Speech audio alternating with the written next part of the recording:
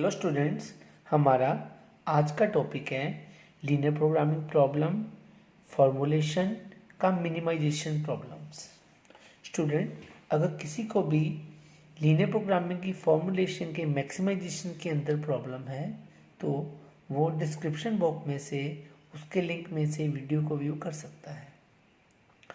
आज हम minimisation problem के ऊपर एक एग्जांपल करेंगे जिससे हम समझेंगे कि मिनिमाइजेशन प्रॉब्लम के केस में कैसे पता लगेगा ये सब मिनिमाइजेशन का है और इसकी फॉर्मूलेशन कैसे करनी है।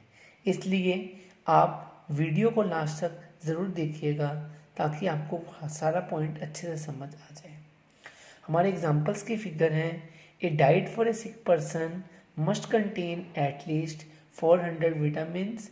सम के अंदर वो कह रहा है एक सिक पर्सन की डाइट के अंदर कम से कम 4000 यूनिट्स विटामिन के होने चाहिए। कम से कम, इससे ज़्यादा भी होंगे तो चलेगा। कम से कम 4000 विटामिन के यूनिट्स चाहिए। इसके बाद मिनरल्स के 50 यूनिट्स चाहिए एंड कैलोरीज 1400 चाहिए। ये हमारी मिनिमम रिक्वायरमेंट है, मतलब कम से कम इतने चाहिए। इससे ज़्यादा मिल जाएंगे तो बहुत बेहतर है। और आप चेक करो, उसने बोला है मार्केट के अंदर दो तरह के फूड अवेलेबल हैं। एक की कॉस्ट 4 रुपये है, एक की कॉस्ट 3 रुपये है। और फूड ए के अंदर 200 यूनिट्स ऑफ विटामिन है, 1 यूनिट ऑफ मिनरल्स है एंड 40 कैलोरीज हैं। ऐसे ही बी फूड के अंदर 100 यूनिट्स ऑफ विटामिन हैं, 2 यूनिट्स ऑफ मिनरल्स हैं एंड 40 कैलोरीज हैं। वो हमें सब में बोल रहा है आपको फॉर्मुलेट करनी है लीनियर प्रोग्रामिंग प्रॉब्लम। स्टूडेंट्स, इस सम के अंदर हमें कैसे पता लगेगा कि ये मिनिमाइजेशन की प्रॉब्लम है? तो उसके लिए आपको ध्यान रखना है कि सिक पर्सन चाहता है उसकी डाइट में 4000 यूनिट ऑफ विटामिन हो, 50 यूनिट्स ऑफ मिनरल्स हो और 1400 कैलोरीज हो। और वो ये भी चाहेगा कि उसका खर्चा उसे कम पड़े। जब भी कभी सम में कोस्ट के रिलेटेड प्रॉब्लम बोली जाएगी तो आप समझ लेना ये मिनिमाइजेशन की ही प्रॉब्लम है। जब भी कभी सम के अंदर कोस्ट के रिलेटेड प्रॉब्लम बोली जाएगी तो आप हमेशा ही समझ जाना this problem is of minimisation. अब ये सम को फॉर्मुलेशन कैसे करनी है वो समझने से पहले हम इसका डाटा इकट्ठा कर लेते हैं। डाटा इकट्ठा करने के टाइम पे हम सबसे पहले ऊपर लिख लेंगे दो तरह के फूड अवेलेबल हैं। एक आपके पास फूड X1 है और दूसरा आपके पास फूड X2 है।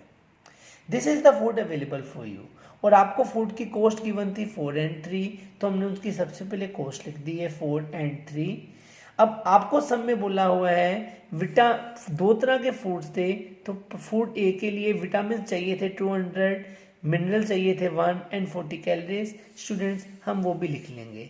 हमने लिख लिया हमें चाहिए विटामिन 200, उसके बाद हमें मिनरल्स चाहिए 1 और 40 कैलोरीज।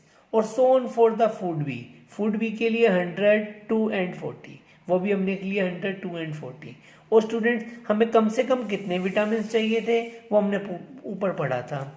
हमें चाहिए विटामिन 4000, हमें मिनरल्स चाहिए 50 और हमें 1400 कैलोरीज चाहिए। तो हमने ये भी लिख लिया कि हमें कम से कम इतनी विटामिन चाहिए 4000, मिनरल्स 50 चाहिए और कैलोरीज हमको 1400 चाहिए।